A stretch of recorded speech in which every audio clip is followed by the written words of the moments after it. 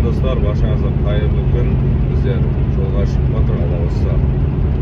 2-3 айлап жинаған тиындарымыздың бәрін алып, 2 ұлымды алып, бұйыртса жолға шығып жатыр. Қазір қаладан 70 шақырым жерге. Енді жиналған сумаға қазір енді біздер заправка жасадық, 2 атешімізді алдық. Енді Алла қаласа қазір тауық алуға бара жатырмыз. Сіздер барлық шығынның бәрін есептеп отырыңыздар, комменттерге жазып кетіңіздер. Біздер қазір Алла қаласа Алғабас дейтін ауылға кетіп жатырмыз. Оралдан 70 шақырым жерде. Былай айтқанда Ақтөбенің трассасына қарата кетіп жатыр Алла қаласа. Қазір барып тауықты қаншаға тауық алдық, қаншадан атешті қаншаға алдық, қанша ақша кетті, заправкаға қанша кетті, бензинге қанша кетті, соның барлығын есептеп, сіздерге шығынның барлығын видеоның соңында айтатын болам. Тауықты қанша, мысалы атештерде 3000 теңге деп тұр, 2500-ға сүрттік, одан 2000 теңгеге сүрттік. Тауықты да толай тоже келістік, оны да тоже 2145 теңгеге ма сүрдік әйтеуір сөйлесіп. И плюс біздерге түсіріп бергенмен біздер плюс олар кісілерге жарнама жасап береміз. Манағыдай жұмыртқаларын өткізуіне деген сияқты ғой. Біздер енді ютубтан, тиктоктан видеоға түсіріп бастағаннан кейін, блог жүргізгеннен кейін біздер тоже ол кісілерге жарнама жасаймыз. Бұл жарнама ұзақ уақытқа сақталады. Ютубқа енді білесіздер, ютубқа өмір бақиға ютубқа жарнама кетеді. Тиктокқа да өзім кетіп қыстамасам, ол видео тұра береді. И аккаунт бітеп қалмаса. Сондай жағдайларға келісіп алып жатырмыз қазір скидкамен түсірдім. Бірақ енді қаланың ішінен ондай бағаға тауық таба алмайсыздар. Сол себепті қаладан не болса да 50 шақырым, 100 шақырым жерден іздеп табуға болады. Енді олар да ауылдық жерде тұратын кісілер ғой, бірақ олар бұл кісілерде де тауық бағып, бизнестерін жасап, малы бағып деген сияқты ғой. Өздерінің кішігірім шаруашылықтарын жасап отқан адамдар барлығы. Сол кісіге біздер қазір жарнамасын жасап береміз. Тауығын аламыз, Алла қаласа. Енді өздеріңіз сұрадыңыздар ғой, тауық қашан бағасын деп. Енді контентті түсіру керек болса түсірейік. Өлден бастап қанша ақша кетті тауыққа, қанша ақша табамыз тауықтан, қалай көтерілеміз. Соның барлығын сіздерге осы видеода және де алдағы видеоларда пошагу барлығын көрсетіп отырам. Кімге қаланшадан жұмыртқа сатып жатырмыз, қалай сатып жатырмыз, жарнаманы қалай аламыз деген сияқты ғой. Полный сіздерге барлығын көрсетемін. Кеше бір кісілер сұрап жатыр ғой, кредитім бар, бизнес бастағым келеді деген сияқты, қандай бизнес ұсынасыз дейді. Мен енді өзім қазір 27 жасыма дейін қаншама бизнестер аштым, қаншама бизнестер банкротқа ұшырады, қаншама минусқа кетіп кеттім. Әлі де сол минуста кеткен ақшаларымды, кредиттерімді қазір мен өзім жұмыс жасап, кішігірім тауық жұмыртқасынан 2 видео әйтеуір қазір төлеп отырмын. Сол енді просто минусқа кеткенде сынып қалмау керек та адам. И дальше болса жасау керек, көру керек. Өміріміз әлі алда ғой. Қайда әлі енді 25-27 жастамыз. Өміріміз әлі алда. Сол себепті сынбау керек, жасау керек, копить ету керек. Қолдан келетін нәрсені жасау керек. Ана біреудің тиктоктан, ютубтан көріп алған нәрселерді жасаудың ешқандай қажеті жоқ. Мысалы тиктоктан көріп алады, анандай бизнес ашып алып, мен де соны жасаймын дейді, минус деген келеді. Ондай ештеңе жасамаңыздар. Өзіңіздің қолыңыздан не келеді, соны жасаңыздар. Өздеріңіздің жүріп қалуларыңыз нені қалап тұр, соны жасаңыздар. Анандай кереңіз біреудің жасағанын мен жасай аламын, анаң жасағанын мен жасап көремін, мен байып кетемін дейтін нәрсені мына мидың ішінде клеткалардан алып тастаңыздар вообще. Өздеріңіздің жасап білетін нәрселеріңізді жасасаңыздар, сіздерден асқан миллионер болмайды. Мен сіздерге уәде беремін. Қазір енді Алла болса біздер жолға шығып жатырмыз ғой. Сәттілік тілеп қойыңыздар. Осы видеоны жолда кетіп түсіріп жатырмыз қазір Алла болса. Қазір анда барамыз. Тауықтардың видеоға түсіремін, жарнамасын осы видеоның ішіне толыққанды барлығын ютубқа салам. Енді қанша видеоның ұзақты қанша болады білмейді точно. Но бірақ осыған салатын боламын. Жақсы, сау болыңыздар. Ассалаумағалейкум құрметті көрермендерім. Машинаңызға қайырлы кеш.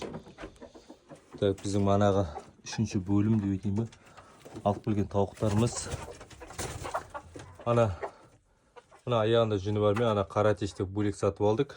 Мына Адлер атешті тауықтармен бірге берді. Тауықтардың құйрықтары түсіп болған, жүндері түсіп болған үшін плюс қосымша ретінде берді. И алған тауықтарымыз шүкір жұмыртқа туып жатыр енді.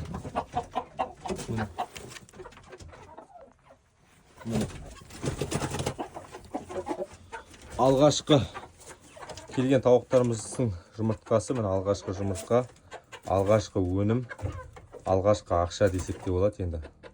Естіп жинап, бірінші бүгінгісін өзіміз бала шағамызбен, ата-анамызбен қуырып жейміз. Екіншісін сатамыз, Алла қосса. И 10 күн сатамыз ғой, сосын 10 күннің бір күні садақа ретінде біреуге тегін береміз. Өйткені өзіңіздің өндіріп жатқан өніміңіздің 100%-ің 1%-ің болса да садақа ретінде берсеңіз, ол сізге 1000 есе болып қайтады да. 100 теңге берсеңіз, сізге 1000 теңге қылып қайтады деген сияқты ғой. Сол үшін әр нәрсе өндіріп, әр нәрсе жасап жатсаңыз, соның бір бөлігін садақа ретінде беріп отырыңыз, тегін. Мына тауықтарды неше айлық десеңіздер, 7-8 айлық тауықтар барлығы. 7-8 айлық тауықтар, атеш 1 жылдықтар. Солай короче. Ассалаумағалейкум құрметті көрермендерім. Бүгін тауық бизнесін бастаймыз деп 20 тауық, 2 атеш алған болатынбыз. Мына атеш тауықтың үстіне жүндері түсіп қалған ғой, көріпсіздер ғой құйрықтарындағы. Соған сол себепті плюс бір Адлер атешін берген. Ол атешті, короче, мына 2 атеш талап тұр. Мына 2 атеш бір ұядан, мынау енді тауықтармен бірге келгендегі мынаны талап тұр. Мынаны сату керек, немесе тауыққа ауыстыру керек. Ендігі мәселе қанша ақша кетті, қанша не кетті, сіздерге толыққанды түсіндіріп өтейін. Енді біздер бұл тауықтар 7-8 айлық тауықтар, 9 айлық тауықтар, 1 жыл болмаған тауықтар ғой. Қазір Алла қосса жұмыртқа туып тұр, жұмыртқа жақсы. И атештер тоже 1 жылдық атештер деді, былтырғы атештер деді.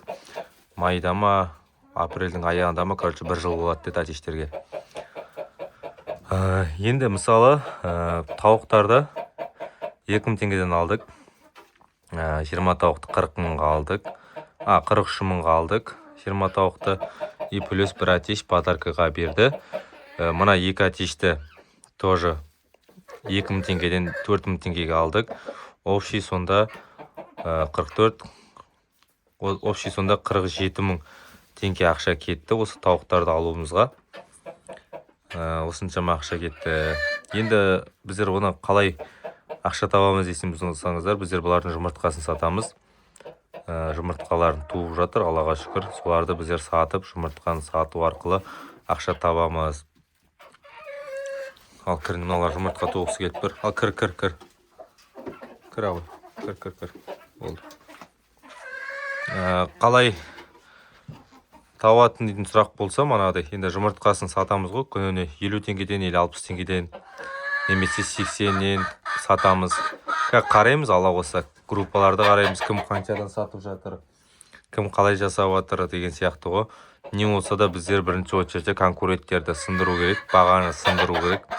Мысалы, олар 70-тен сатып жатыр, 80-нен сатып жатса, олар 80-нен сатса, мен 70-тен сатам. Либо олар 60-тан сатса, мен 50-ден сатам. Өйткені мен клиентті өзіме жинауым керек. Мен өзіме клиент тарту мақсатында мен өзім ценаны арзан қылып сатам да. Бірінші клиентті жинап алам өзіме арзан қылып. Содан кейін бар жайлап көбейтетін боламыз. Біздер бірінші очеред мынаған салған ақшамызды қайтаруымыз керек. Содан кейін сол қайтарған ақшамызға біздер обратно қайтадан тауық алуымыз керек. Өйткені біздер 20 тауықпен ондай көп ақша таба алмаймыз. Сол себепті біздер қайта тауықтың жұмыртқасын сатып, ақшамызды қайтадан жинап, тағы да тауық алып, примерно бір 50 тауық алсақ, сол 50 тауықпен ақшамызды смело шығарып та және қайтарып та отыруға болады.